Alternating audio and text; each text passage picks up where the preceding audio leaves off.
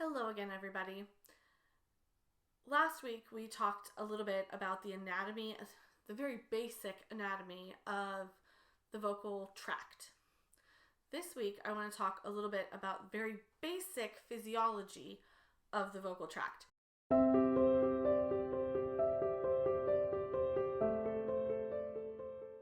Hi, I'm Stacey Menton from SingingMamasHomestead.com, where we provide information for singers and professional voice users about vocal health and hygiene on a path to whole person wellness. Last week we talked a whole bunch about the different structures that make up the vocal tract, or the anatomy. This week we're going to talk about the physiology, or how things function. So the vocal tract is made up of all those structures we talked about, but it essentially comes down to three different subsystems. There's respiration, phonation, and resonation. So respiration, on a very basic level, the diaphragm pulls down and the external intercostals help swing the rib cage out, and that creates lower pressure in the lungs, which brings air into the lungs. That helps with air exchange. Then, on the exhale, the abdominal muscles push against the viscera, which pushes against the diaphragm, and the internal intercostals help swing the rib cage in, and that pushes air out of the lungs.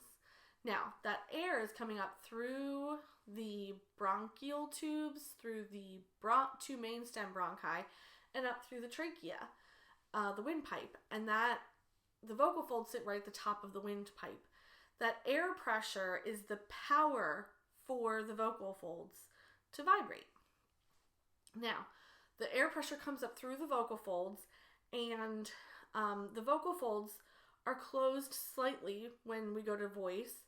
They come kind of close like this, but they're not quite touching yet.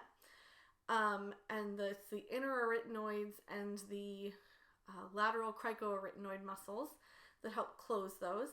And the air comes up through, and unlike what you would think would happen, when air comes up through two bodies that are really close together, they actually get sucked together. It's kind of like when you're driving on the highway and you've got a big truck next to you, you feel like your car's being pulled into it. It is.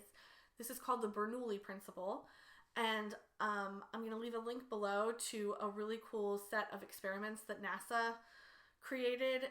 It's just a PDF document that NASA created to kind of give you some very elementary level understanding of the Bernoulli Principle, but that's what causes the vocal folds to start to vibrate.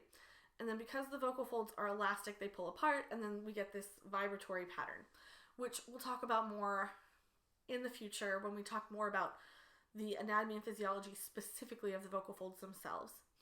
Now, so for today's purposes, we're just talking about the airflow comes up, sets those vocal folds into vibration, and that's the phonation portion of it. And then the next section is resonation. Now, if I took your vocal folds out of your body and I put them on a bench and I blew air through them, they would buzz. They would sound like pfft. That would be the noise you get.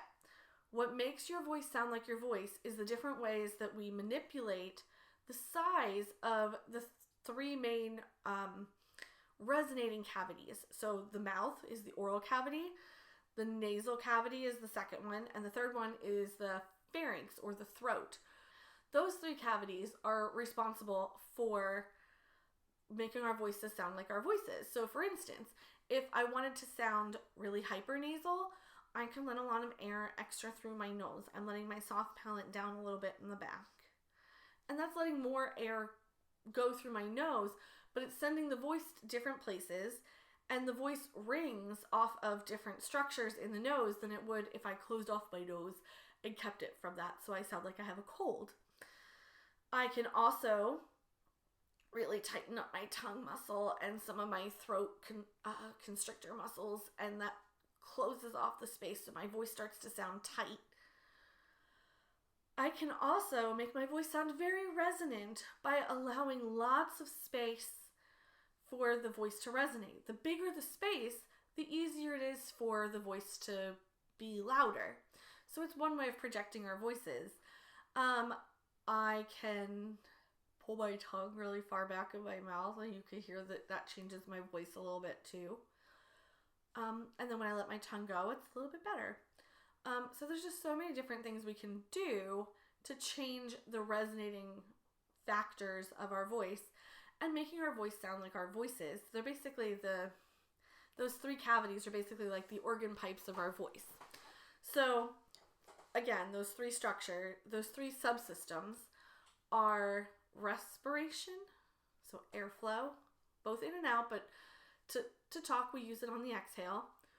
Phonation, which is the actual vibration of the vocal folds themselves, and resonation, so using your mouth, nose, and throat cavities to project your voice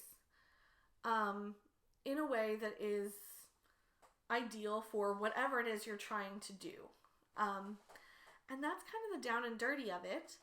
So I think that's going to be it for today. If you liked this video, please feel free to hit the like button down below. And if you want to see more from me, then I would recommend that you also hit the subscribe button and that little bell so that it tells you when I'm putting out a new video, which should be every Thursday. And also, if you're interested, I have a course on vocal wellness, and I'll put a link in the description below. Otherwise, I'm Stacey Menton from SingingMamasHomestead.com, and I wish you success on your wellness journey.